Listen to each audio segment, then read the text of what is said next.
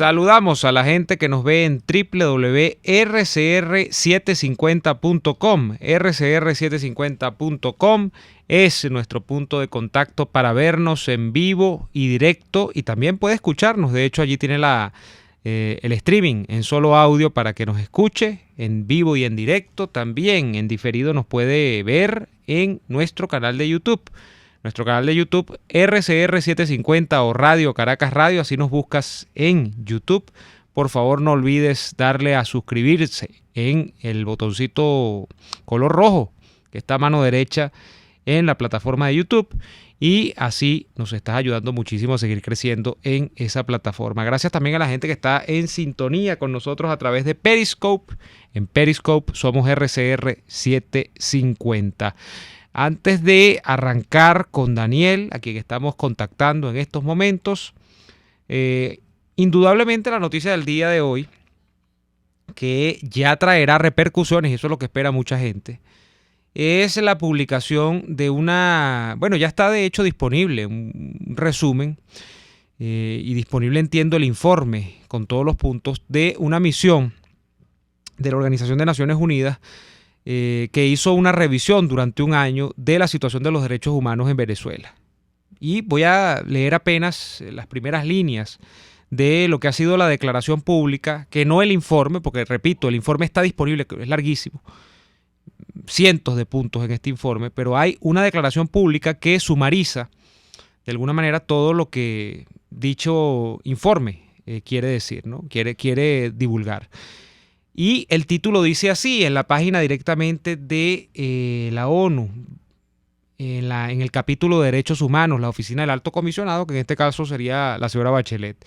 Venezuela, informe de la ONU insta a la rendición de cuentas por crímenes de lesa humanidad. Y aquí está la clave de todo este informe. Ginebra, 16 de septiembre de 2020, el Estado venezolano debe exigir cuentas a los y las responsables de las ejecuciones extrajudiciales, desapariciones forzosas, detenciones arbitrarias y la tortura, e impedir que se produzcan nuevos actos de esta naturaleza, dijo la Misión Internacional Independiente de Determinación de los Hechos de Naciones Unidas sobre la República Bolivariana de Venezuela en su primer informe. Este es el primer informe publicado el día de hoy. La misión investigó 223 casos, de los cuales 48 se incluyen como estudios de casos exhaustivos en este informe de 443 páginas. Adicionalmente, la misión examinó otros 2.890 casos para corroborar los patrones de violaciones y crímenes. Bueno, y aquí entonces se va por los apartados, ¿no? Y entonces hay un apartado de ejecuciones extrajudiciales, hay un apartado de detención y torturas por motivaciones políticas, y a su vez en cada apartado, por cierto, para los que son rigurosos con las cosas, van a ver que por cada apartado, que sería algo así como una modalidad de violación de derechos humanos, hay un cuerpo supuestamente de seguridad o de defensa del Estado involucrado. Por ejemplo, en la detención y tortura por motivos políticos salen el SEBIN y la DGCIM. Una del lado de la persecución política a civiles y el otro la persecución política a militares. Pero en el caso de las ejecuciones extrajudiciales salen dos siglas muy importantes, las OLP y la FAES, que ya había sido mencionada hace unos meses atrás. Hay otro apartado de violaciones relacionadas con las protestas, el Poder Judicial y su compromiso con el chavismo. Y bueno, luego hay aquí unos datos incluso para quienes quieran tener más información, por supuesto para recibir el informe completo de la misión de la ONU. Mire, aquí ¿qué se dice? Bueno, de todo tipo de cosas que nosotros ya sabemos que ocurren en Venezuela, las ejecuciones extrajudiciales, de gente que han desaparecido de manera forzosa, torturas en los centros de reclusión, donde hay presos políticos. Ustedes más o menos han conocido esto durante varios años, que nosotros hemos hecho la sección de los martes de presos políticos acá en Venezuela. Se habla incluso de violencia sexual durante el cautiverio de presos políticos.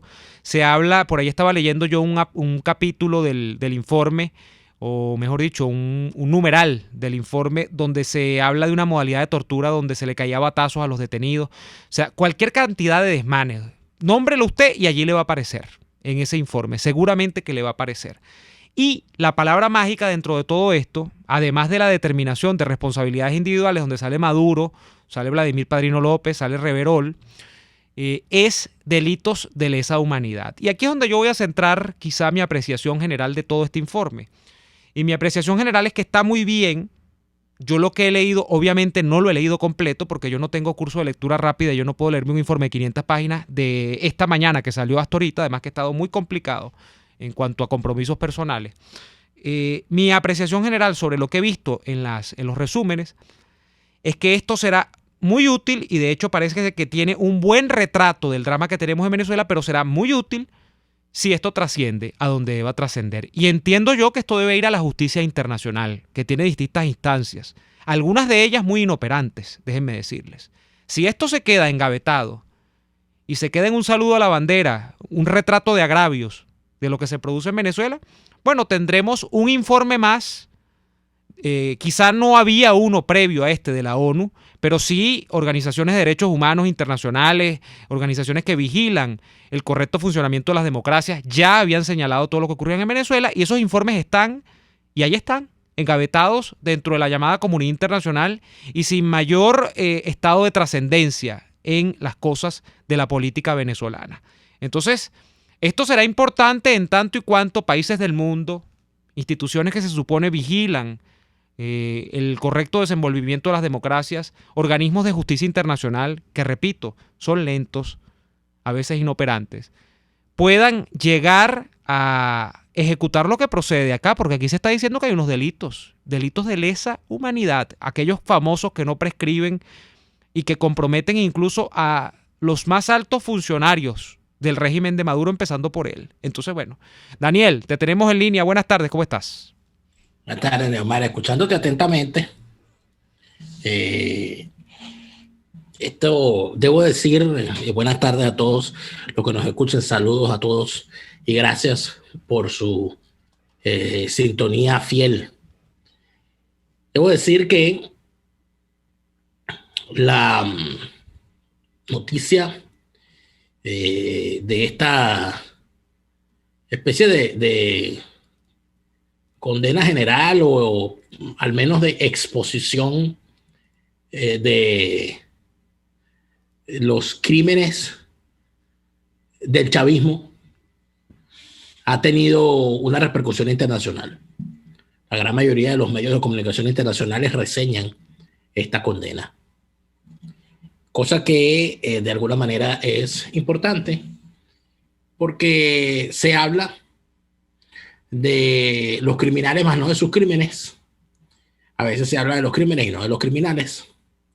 Pero mucho más importante, y aquí es donde hay que poner algunas cosas también en su lugar, Neomar.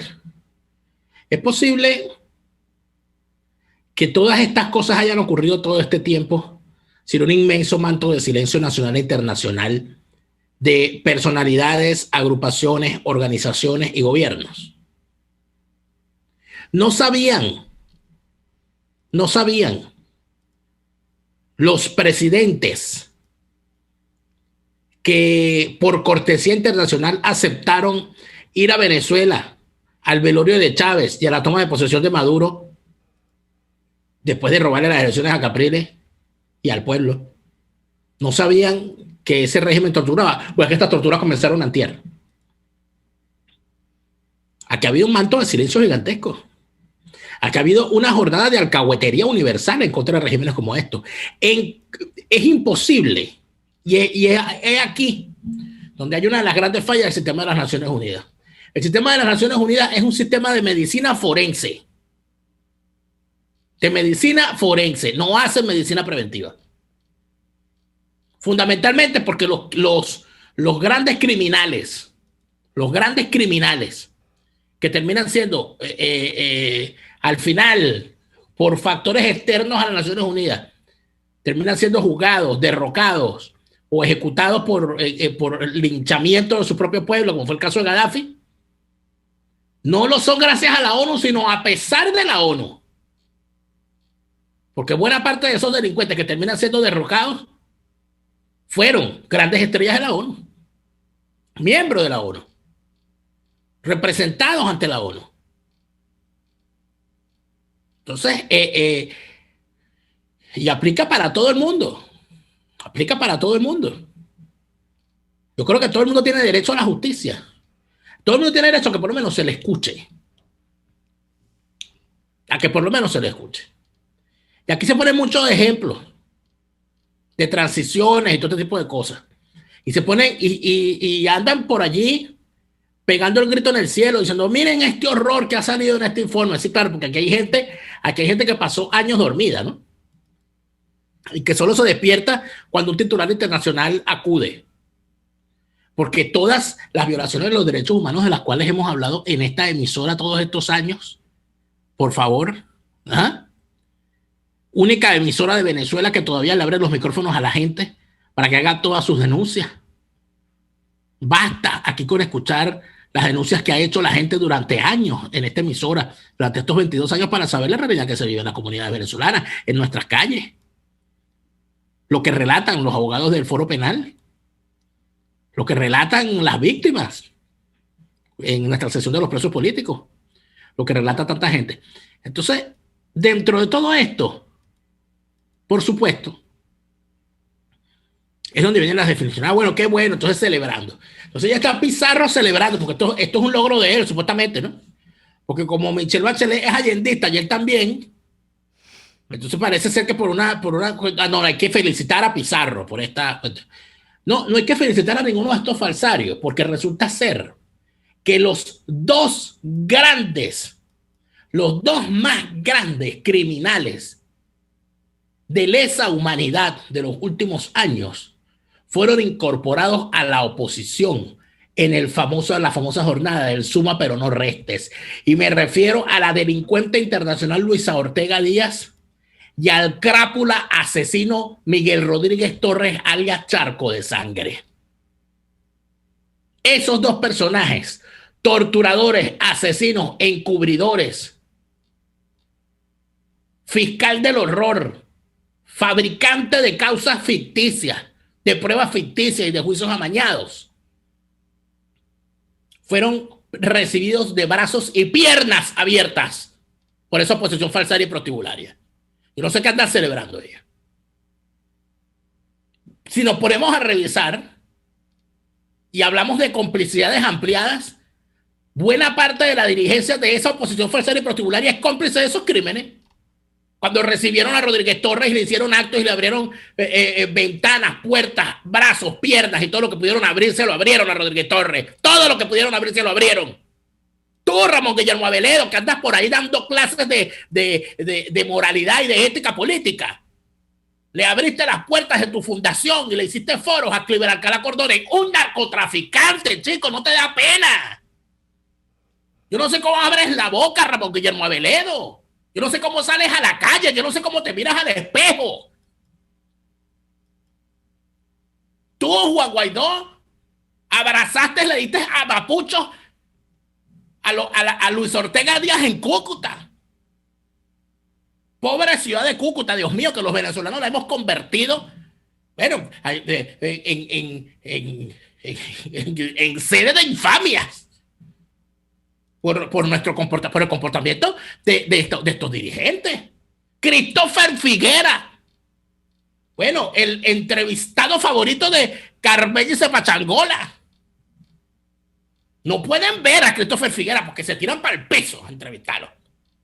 Y hacerle esas entrevistas manoseadas. Cuéntenos, general. En su opinión general, según su punto de vista general, ¿por qué razón general? Esos son los que están celebrando ahorita. Ah, no, qué bueno. Las Naciones Unidas por fin reconocen tal. Es que si se hace aquí, mira, a mí me gustaría, Neomar, me gustaría ver un gentío tras las rejas, como mínimo, sentados en el banquillo, con capacidad en juicios justos, que es lo que sinceramente yo más quiero, porque lo peor que nos podría pasar es que no haya unos juicios equilibrados y que aquí estos delincuentes puedan decir que no tuvieron derecho a la defensa o que fueron juzgados de forma rencorosa o vengativa. No, unos juicios de verdad, donde haya abogado, donde haya fiscal, donde se llame a las víctimas, donde se presenten las pruebas y donde haya condenas de verdad, donde de verdad se puede decir, se pudrió en la cárcel. Eso tiene que llegar. Pero resulta ser, Omar, que hay un ejemplo que yo me voy a cansar de decirlo. Estos ejemplos, fíjate que no los ponen. Esta gente habla de los ejemplos de transición y te sacan la transición chilena, la transición española, la transición nicaragüense, la transición Mandela y tal. Pero no te hablan de los ejemplos de comisiones de la verdad y procesos de juicios posteriores a caída de estos regímenes. De eso no hablan. Yo creo que al regreso, Neomar, yo quisiera tocar un tema, si me lo permites, que fue el proceso, para mí es muy importante, de justicia, paz y reconciliación que se vivió en Sudáfrica a la caída del apartheid. Porque es sumamente importante. Ojo, yo no pongo nada como ejemplo, yo quiero que haya justicia. Pero es que a veces, inclusive la justicia es muy poca. O sea, aunque lo lleves a juicio, hay cosas que no se pueden juzgar y cosas que no se pueden llevar ante la ley. Y que igual es necesario ante la opinión pública, ante la gente, ante la ciudadanía, la sociedad, es necesario que haga un exorcismo general de su demonio. Me gustaría que al regreso conversáramos un poco sobre eso, si me lo permites. ¿Cómo no? Vamos a ir a la pausa comercial y a la vuelta seguimos con más de este Y Así Nos Va. Usted escucha Y Así Nos Va con Daniel Lara y Neomar Hernández, solo por RCR 750 AM. Puedes seguirnos en nuestras redes sociales. En Twitter, @RCR750, la radio que se ve. Hay sabores helados que fascinan, obsesionan y enamoran. Sabores como los que consigues en Il Cuore di Gelato. Si de fruta se trata, no te pierdas el de fresa, el de mora o el de pay de parchita, con ese toquecito de acidez que nos encanta. Esta y otras delicias las consigues en Il Cuore di Gelato. Disfrútalas en el nivel feria del Centro Comercial Multiplaza del Paraíso, frente a las escaleras mecánicas. Il Cuore di Gelato, helados que llegan al corazón. En Global Therap seguimos comprometidos con tu rehabilitación física, te ayudamos a recuperarte de tu postoperatorio y en el alivio del dolor. Búscanos en el Centro Comercial Multiplaza Paraíso Nivel Empresarial 2 a través de Twitter e Instagram o llámanos al 0412-256-1104.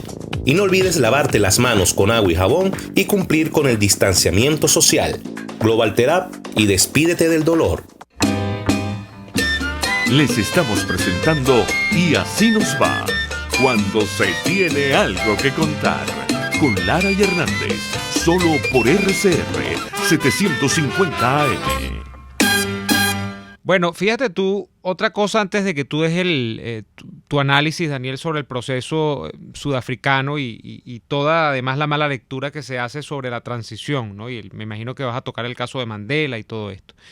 Yo quiero volver sobre las implicaciones de este informe de la Oficina de Derechos Humanos de la Organización de la ONU, de la Organización de Naciones Unidas. Fíjate tú, acá, si esto se queda, nuevamente, repito, en el campo de las recomendaciones, además recomendaciones dentro de el espacio del Estado venezolano, que está absolutamente, de alguna manera, poblado por el chavismo y sus prácticas. Aquí no tenemos un Estado, por decirlo de algún modo, como aquellos a los que se refiere la democracia. En esos estados, por ejemplo, puede ocurrir, pongamos por ejemplo, que la cabeza del Poder Ejecutivo se refiere a un representante de determinado partido.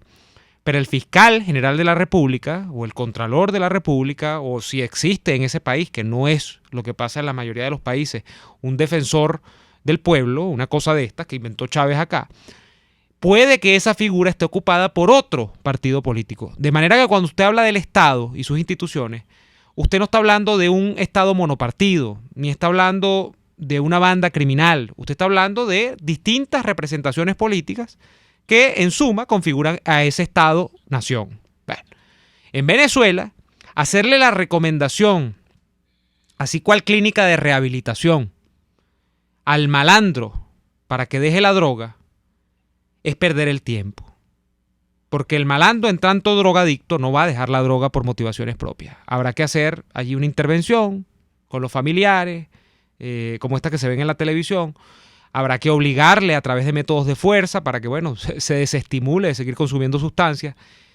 No sé si me entienden, o sea, porque puede que este informe sea tomado si no pasa al plano de la justicia internacional, que de por sí es muy farragoso, es muy complicado, es muy lento, puede que este informe sea tomado a título de recomendación, de enmiéndame la plana dentro del Estado venezolano.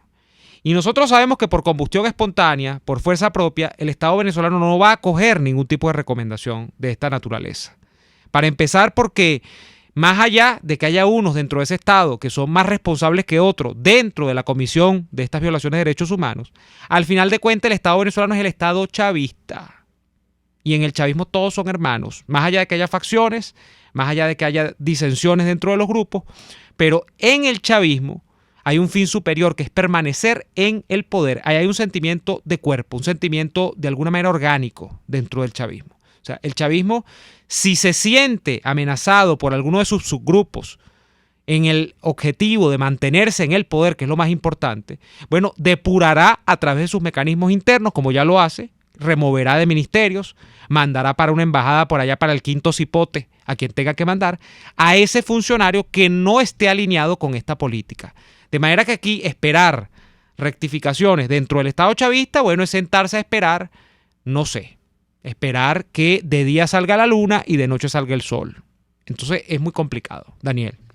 Mira, Neomar, hay una tendencia general a ver los crímenes de lesa humanidad como el producto de la acción de una persona o grupo de personas en el poder. Pero es que, mire, yo no recuerdo haber revisado ningún momento, ningún caso, de los grandes casos de los crímenes de lesa humanidad, los hitos que hay en la materia. Si tú te pones a revisar los grandes juicios, los grandes casos, en ninguno de esos casos fueron crímenes clandestinos, ni ocultos ante la opinión pública.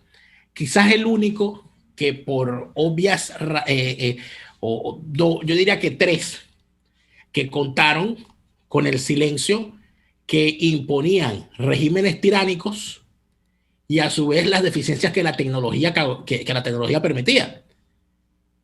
Pero que fronteras adentro de esos países se conocía lo que estaba pasando e inclusive el silencio mayoritario de las sociedades de esos países permitió que ocurrieran esos grandes crímenes. Yo diría que los tres principales, o los 3 más conocidos, ¿no? Y que luego lograron hacerse públicos, ¿no? Uno, el genocidio contra la población armenia, ¿no? Porque eso es fue uno de los grandes genocidios que permaneció en silencio, bueno, gracias a las condiciones de la época. El otro fue el Holodomor ejecutado por Stalin en contra de la población ucraniana, que los quería rendir por el hambre, matarlos de hambre, y casi lo logran. Y el tercero fue el Holocausto nazi, esta maquinaria de asesinato hecha en Alemania. Los 2 primeros casos, el genocidio armenio y el Holodomor del comunismo soviético, nunca fueron juzgados. El Holocausto nazi sí, porque hubo una guerra, porque el que cometió el crimen perdió la guerra y por lo tanto fue llevado ante el tribunal, y allí empieza una historia distinta. Y es cuando se empieza, además nos permitió ver cómo una sociedad es capaz de callar cuando ocurre un crimen como esto. Pero terminaron los crímenes de lesa humanidad con los juicios de Nuremberg. No, es que lo que hemos visto después son cosas horribles.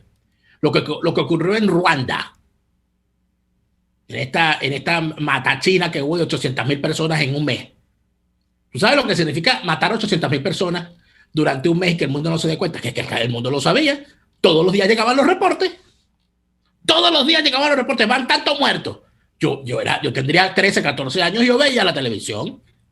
Bueno, se reporta que hasta el momento las matanzas han dejado más de 50,000 muertos. Y bueno, 50,000 muertos cuando vinimos a ver ya habían 800,000. Y si los dejan, matan 1 millón, 2 millones. Ni hablar de lo que fue el genocidio camboyano de los comunistas de Pol Pot en contra de la población de Camboya. El ejemplo camboyano. Ay, el pueblo camboyano antiimperialista y tal. Bueno, y ahí aplaudían toda esta partida de izquierdistas marihuaneros. Ah. Entonces, allí tú ves como en el caso bueno, el más reciente, que se llevó por el medio a la clase política del momento en Holanda, que fue el caso de la masacre de Srebrenica, porque era Holanda quien tenía el comando de las fuerzas de los cascos azules que estaban en Srebrenica para proteger a la población en contra del asesino, el criminal internacional Ratko Mladic, jefe de las fuerzas paramilitares yugoslavas en contra de la población. Bueno, y el tipo casi que frente a las cámaras acabó con toda la población masculina del pueblo de Srebrenica. O sea, estamos hablando de unas cosas horrorosas. ¿Y el chavismo qué es? Más o menos lo mismo. El chavismo es más o menos lo mismo. O sea, a la luz del día, frente a las cámaras, aquí se la pasa. Bueno, aquí han matado, asesinado, han violado. Aquí le han matado le han pegado bombas lacrimógenas en el pecho a muchachos desarmados. Aquí han matado frente a las cámaras a muchachos con perdigonazos en la cabeza, con perdigones llenos de metras. Aquí han lanzado gente desde un piso 10 de las oficinas de la policía represiva. Aquí le han pasado tanquetas por encima a manifestantes. Dios mío, que han hecho de todo. Y lo que yo siempre digo, lo que siempre hemos dicho aquí en Omar, que si es horrible lo que logramos ver, lo que hacen a la luz del día y frente a las cámaras, que no les da pena hacerlo, imagínate tú lo que son capaces de hacer cuando las luces se apagan. Así es, así es. O sea, eso es una situación que de verdad amerita una revisión seria por parte de la sociedad venezolana. Así como se tuvo que revisar la sociedad japonesa, la sociedad italiana, la sociedad francesa, la sociedad alemana después de la Segunda Guerra Mundial. Nosotros permitimos que ocurriera este horror. Reflexionó la sociedad alemana durante décadas. Todavía hoy reflexionan. La sociedad venezolana no va a reflexionar frente a esta desgracia, frente al silencio ante la tortura de ciudadanos venezolanos. En estos días veíamos como un médico venezolano en el estado Bolívar se lo llevaban a rastras por reclamar que estaban dejando gente colearse para cargar gasolina. Y el video es elocuente. 11 policías con tu nombre desarmado y la gente viendo desde lejos. Ay, se están llevando al señor. Ay, pobrecito. Ni un grito. Vamos a la pausa comercial y a la vuelta tenemos nuestra sección de los miércoles. Respondemos sus preguntas luego de este corte comercial. Ya venimos. RCR les está presentando a Lara y Hernández en Y Así Nos Va por su 750 AM. Puedes seguirnos en nuestras redes sociales.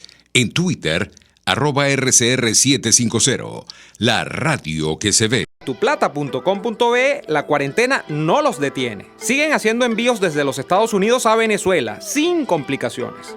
Además de eso, buscan tu carga en Tampa, Orlando y Miami sin ningún costo adicional. Sí, no tienes que moverte. Van hasta la puerta de tu casa y se encargan de todo.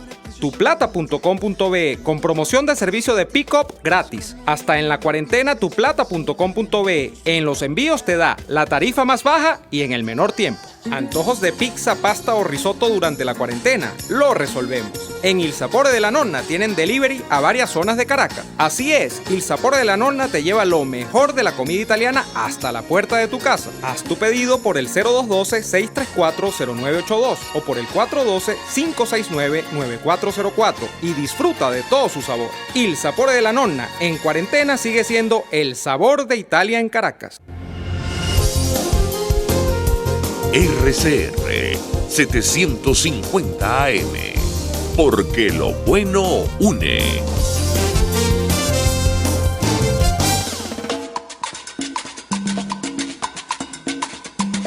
Fuerza que nos activa, fuerza que une a un país que quiere cambio. Mi nombre es Chuo Torrealba y estoy contigo desde las 5:30 de la mañana para que te enteres de todo lo que acontece dentro y fuera de un país en crisis, un país que quiere cambio y libertad. Unidad, la fuerza es la unión. De lunes a viernes desde las 5:30 de la mañana con Chuo Torrealba. Solo por RCR, porque lo bueno une.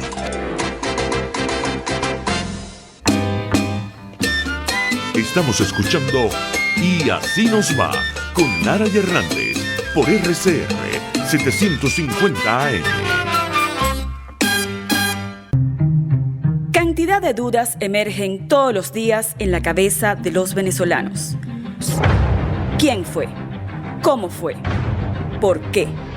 ¿Qué hay detrás de cada suceso y decisión? Aquí te ayudaremos a responder a nuestra percepción todo lo que está pasando. Pregúntame que te respondo. Y en nuestra sesión Pregúntame que te respondo, la primera pregunta corresponde a el oyente Luis Felipe. Luis Felipe, que en Twitter es @LuisPisoFGL, pregunta: ¿sería ideal participar en la consulta promovida por el interinato, tomando en cuenta que dicha consulta estaría apoyada por la comunidad internacional, en especial por los Estados Unidos? En caso de no tener participación, ¿no lo verían estos últimos, los aliados, como una oportunidad de lavarse las manos? Pero mire, estimado Luis Felipe, la participación y la abstención son decisiones personales. Y si bien muchísimas veces hay acciones colectivas, nadie puede obligar a otro a creer. A usted no lo pueden obligar a creer. Por más que lo quieran usted obligar a creer que la Tierra es plana, si usted tiene suficientes estudios a la mano para darse cuenta de que eso es mentira, pues usted simple y sencillamente, porque lo obliguen a creer en algo, no lo va a creer. En tal sentido, yo como ciudadano me niego a participar en cualquier consulta que pretendan, o sea, lo que está haciendo la oposición falsaria y prostibularia, tanto la que va a participar en las elecciones con Nicolás Maduro, como la que va a participar en esa farsa que quieren hacer ahí, una consulta y tal, están haciendo exactamente lo mismo. Exactamente lo mismo están haciendo los dos. Evadir que de esto no vamos a salir con consultas electorales, poniendo el electoralismo como solución, sabiendo que esa solución electoralista, frente a un régimen acusado de crímenes de lesa humanidad, esa solución no existe. Omar. Sí, yo solo voy a agregar sobre esto, pues me gustaría involucrarme en esta respuesta también, que en el año 2017, cuando el 16J, se dijo muchísimo también cuando hubo cuestionamientos sobre ese plebiscito, esa consulta, se dijo muchísimo que esto era necesario porque era necesario mostrar el papelito a los socios internacionales de los demócratas venezolanos, de manera que sería refreír el mismo argumento, ¿no? Que es que tenemos que tener una carta aval casi, como los seguros médicos, ¿no? Para que afuera vean que sí tenemos a la gente convencida de que quiere un cambio de régimen y todo lo demás. Mira, ahora sí voy a responder la segunda pregunta, vamos a la segunda, que dice así, de Angie Pérez. Buenas tardes, ¿qué piensan ustedes de la situación actual que se está viviendo en las bombas de gasolina? Donde para poder surtir hay que pagar a los miserables colectivos porque los primeros en llenar son los amiguitos de ellos. Mire, quien haya estado en una bomba de gasolina habrá visto seguro el espectáculo de no solamente los colectivos, sino de esas camionetas extraordinarias, blindadas, la mayoría de ellas, que esas no amanecen como amanecí yo en una cola hace una semana para echar gasolina, no, ellas llegan a mediodía a la bomba, hablan con el mayor oficial de turno allí porque lo manejan los militares, todo el tema de acceso a las bombas, y bueno, por arte y obra de magia, esa camioneta entra y surte gasolina en el vehículo sin ningún problema. Y así, bueno, pasan también con los colectivos, pasa con cualquiera, ¿no? Pero yo quiero detenerme en esto de mojarle la mano a militares, a colectivos, o sea, todo lo que ha diseñado el sistema. Y es que indudablemente, Daniel, en esto de procurar apoyo de los grupos internos para el chavismo, para que se mantengan cohesionados, yo creo que hasta en la perversidad el chavismo vio una oportunidad. Creo que en alguna oportunidad lo dije. El tema de las bombas de gasolina y la adjudicación del control de las bombas, tanto a colectivos como a militares, es evidentemente una oportunidad de negocio que le crearon a ambos grupos. Y ambos grupos son esenciales para que el chavismo siga gobernando este país. Por supuesto, unos a través de una fuerza paramilitar, por decirlo de alguna manera, parapolicial, y los otros que en teoría se constituyen como las fuerzas militares oficiales del país. Pero ambos grupos armados, ¿no?, que son esenciales. Y en este sentido, dijeron, mira, no, a mi mayor y a mi coronel, no sé qué, bueno, por cada bomba le tocan no sé cuántos cientos de dólares diarios. Entonces, no, y aguas abajo, bueno, eso se reparte a determinados soldados. Seguro que a los más rasos no les toca nada, no les toca agarrar sol y más nada. Pero, ¿qué es lo que se persigue al final del día? Para resumir, se persigue que a través del beneficio personal o grupal, en este caso, que le dan a los colectivos en términos de dinero, esas bombas de gasolina sigan funcionando como están, con estos controles, para que ellos se mantengan en esta oportunidad de negocio y sigan siendo fieles a la nomenclatura chavista. De manera que la cola de gasolina, nuevo nicho de negocio para colectivos y militares en Venezuela. Daniel. Tercera y última pregunta. Pregúntame que te respondo en nuestra sección de los miércoles. Victoria Martínez, @Vicky Piso Fabulosa en Twitter, nos pregunta, o nos dice, nos indica. Es lamentable la situación que se vive en el estado Falcón con los derrames de petróleo. Hay una falta de atención y de mantenimiento que hacen que nuestro principal crudo se desperdicie de esa manera. ¿Qué piensan al respecto? Que hay que tumbar a Maduro. Eso es lo que yo pienso. O sea, todo el que le preocupe. Yo pienso que nosotros, de alguna manera, el tema de ver el árbol y no el bosque ha sido uno de los principales obstáculos para concentrar la lucha genuina de lo que debe ser una genuina oposición, valga la redundancia.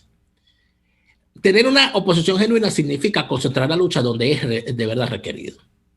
Bueno, que mira que a los jubilados no les han pagado, que a los docentes no van a ir a la clase porque ellos dicen tal cosa, que mira que nos han tapado el hueco de la calle tal, que se acabó el alumbrado y tal. Todas esas quejas son legítimas, pero concentrar la acción política en un tema reivindicativo, cuando de lo que estamos hablando aquí es de una corporación criminal que secuestró al Estado, es erróneo. No, vamos a crear un comité para que nos vengan y nos asfalten la calle. Entonces va el alcalde falsario, el alcalde delincuente del chavismo, te tapa la calle. ¿Y qué vas a hacer? ¿Le vas a dar un premio al alcalde? Ay, qué bueno, el alcalde vino y nos asfaltó la calle. Un logro popular, porque nosotros se lo exigimos. No, mijo. No. Hay que tumbar a Maduro. Por lo tanto, la labor de una oposición genuina no es decirle al señor que mire, no hay un hueco hay un hueco en la calle, hay que pedirle al alcalde que tape el hueco en la calle. No, lo que hay que decirle al señor que le preocupa el derrame de petróleo, al señor que tiene que pasar 3 días durmiendo para cargar la gasolina, al señor que no consigue los sartán para la atención y al que está obstinado por los apagones. Lo que hay que decir es que hay que tumbar a Maduro y que hay que organizarse para eso. Porque si no nos organizamos para eso, lamentablemente no vamos a salir de esta situación. Así vengan y te asfalten o te arreglen el bombillo, después los problemas van a ser otros, porque la causa del mal está allí, y mientras esa causa del mal siga allí, van a seguir los pequeños problemas. Bueno, y sobre esto, Daniel, habría que decir que es la tragedia de casi lo impensable, ¿no? A propósito del derrame en el estado Falcón, el derrame petrolero. Lo impensable dentro de un petroestado, primero es que tú quiebres a un país que sea, o a un estado que sea un petroestado, valga la redundancia, ¿no? Porque se supone que un petroestado, casi que por fuerzas de la naturaleza, por ósmosis, que no es tan así porque hay que hacer inversiones en la industria y todo lo demás, un petroestado que es un estado-nación que vive de la exportación petrolera, se supone que tiene un manantial de recursos inmenso, sea cual sea su cuantía. Es decir, puede ser el 10º exportador de petróleo a nivel mundial, puede ser el 12º, el número 20 en la lista, el que sea, el número 50. Pero las ganancias que terminan produciéndose por materia de exportación petrolera siempre son gigantescas. Y más porque es un recurso que, más allá de la inversión, más allá de tanto en la planta física como en la, digámoslo así, en los equipos, todo esto, es un recurso que da unas ganancias extraordinarias. Eso lo atestigua cualquier petroestado. De manera que quebrar un petroestado es muy complejo. sea, uno diría, no parece que sea viable. Bueno, en Venezuela se logró.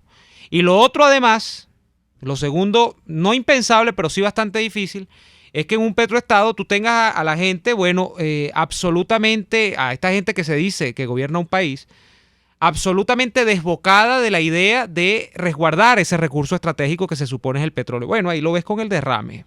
Y el derrame pasa mientras en Venezuela no hay gasolina, mientras en Venezuela la culpa es de las sanciones de los gringos, el tema energético, mientras en Venezuela hay cualquier cantidad de carestías, pero sobre todo me centro en el tema de los combustibles porque por supuesto que son un derivado del petróleo, como todo el mundo sabe. Entonces, acá hasta lo impensable se produjo, un petroestado prácticamente arruinado y de paso un petroestado que dilapida su recurso estratégico número uno, según, eso es lo que dice mucha gente, que es el petróleo, yo creo que es la gente, que es la materia gris de la gente, pero bueno, el petróleo, incluso en medio de una crisis de gasolina y de combustible. Ese es el retrato del chavismo de nuestros días. Daniel, vamos a complementar esta sección o esta parte con los comentarios que la gente nos está dejando en vivo a través de nuestro chat de YouTube. Vamos a leer algunos mensajes. Aquí nos dice Germán Jiménez, ya el tema no es si los culpables son los chavistas o la oposición, los culpables somos todos. Todos los venezolanos nos hemos convertido en mafiosos, es el pueblo que está dañado. Por aquí dice Jonathan Franklin Díaz Lamont. Ahora los militares van a obligar a la gente a votar el 6 de diciembre. ¿Qué les recomienda? Bueno, pero ¿cómo te obligan a ti a votar? ¿De qué manera? Es imposible obligar a alguien a votar. Es materialmente imposible. Póngase a pensarlo. Sí. Jesse Peña dice, al fin escuchándolos en vivo, siempre los escucho en diferido por una u otra circunstancia. Saludos, Dios los bendiga y los proteja. Gracias, Jesse. Germán Jiménez, ya leías ese mensaje de Germán Jiménez. Oscar Lozada, yo leí el informe y veo muchos.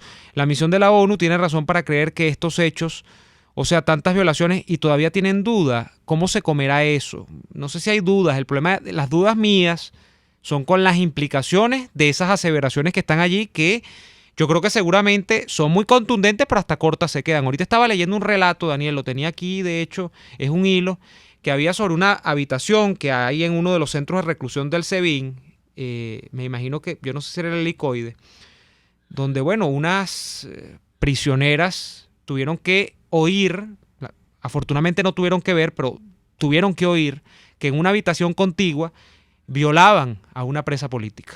Ahí no hay nombres, no hay nada, pero hay testigos, 2 testigos que acreditan según el informe esto.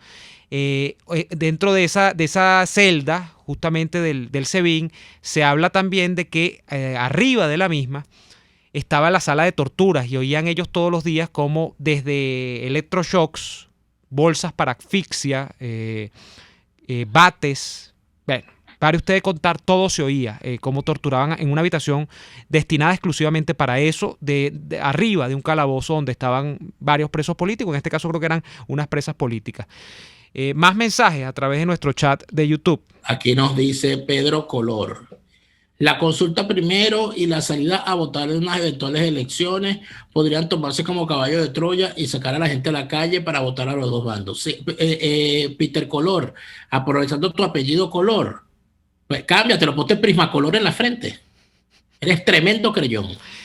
Roberto Quijada, un abrazo caballero, para adelante, soy fanático de este tremendo equipo. Gracias a Roberto. Juan Romero, en todos estos 22 años, todos los políticos, todos, no se enteraban de las corrupciones de sus compañeros unitarios por los pasillos de la Asamblea Nacional en Caracas. Para mí todos son responsables de lo que está pasando, dice Juan. Laura Rubio nos pregunta, es una pregunta recurrente siempre. ¿Cuál es la orquesta y cómo se llama el tema musical del programa? Sí. El tema musical del programa se llama Centro San Agustín y la orquesta que lo interpreta es la orquesta de Israel Cachao López, aunque hay otras orquestas que lo interpretan, como la orquesta Mingaco. Mingaco Orquesta, nuestro amigo Nené Vázquez, venezolano, salsero radicado aquí en Alemania, que le hizo tremenda versión a ese tema, y la pueden escuchar en Spotify, en YouTube, etcétera. Mingaco Orquesta y Israel Cachao López es la versión nuestra, la que utilizamos en el programa. Pero Nené, yo no recuerdo si, porque él nos escribió, si él la hizo después de conocer, él conocía este tema, pero él lo hizo por el programa o ya la había grabado antes. Era fan del programa y todo el que es fan de este programa le gusta esa canción, y entonces él dijo, yo voy a versionar esa canción. ¡Pah! Y la versionó. Bueno, pueden buscar la original, la que suena es de Cachao. Centro San Agustín. Centro San Agustín se llama la canción. Y busquen la de Mingaco también. Y es cubano, para los que empiezan con la tontería, porque hay unos que empiezan, no, que ustedes que hacen poniendo música cubana, bueno, nos gusta. Bueno, pero Israel Cachao López se escapó de Cuba. Era cubano hasta y castrista, mi amiguito. Y siguió su carrera fuera de Cuba. O sea, fuera de Cuba. Sí. Pero no puedes escuchar cubano, porque bueno, está bien. Bueno, yo puedo escuchar lo que a mí mi perra gana en todo caso. Vamos a comerciales y ya venimos con la parte final del programa. Así es. Escuchamos Y así nos va con Lara y Hernández, porque la realidad no se tapa con un dedo. Solo por RCR 750 AM. Sintonícenos a través de Periscope, @RCR750, la radio que se ve. Hay sabores de helados que fascinan, obsesionan y enamoran. Sabores como los que consigues en Il Cuore di Gelato.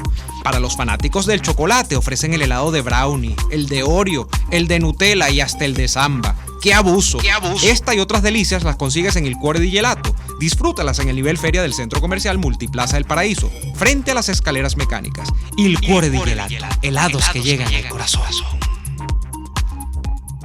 A tuplata.com.be la cuarentena no los detiene. Siguen haciendo envíos desde los Estados Unidos a Venezuela sin complicaciones. Además de eso, buscan tu carga en Tampa, Orlando y Miami sin ningún costo adicional. Sí, no tienes que moverte. Van hasta la puerta de tu casa y se encargan de todo. tuplata.com.be con promoción de servicio de pick-up gratis. Hasta en la cuarentena tuplata.com.be. En los envíos te da la tarifa más baja y en el menor tiempo.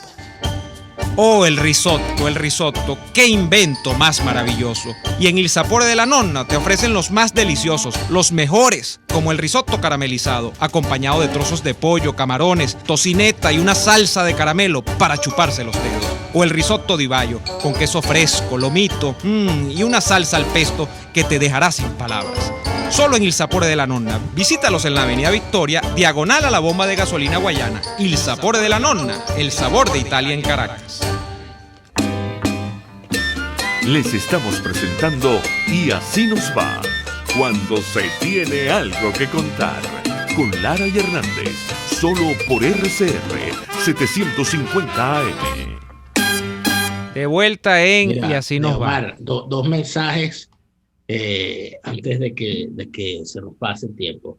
Quiero mandarle, bueno, por aquí nos dice nuestro siempre consecuente Blas Renault que deberíamos poner en los créditos del programa a Cachao, o sea, pues, decide quién es el tema.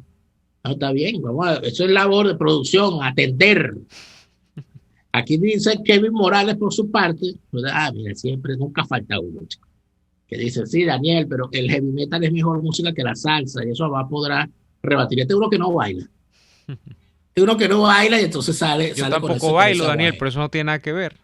Bueno, pero tú no bailas, pero tú haces el esfuerzo por escuchar música para hacerte el loco y decirle.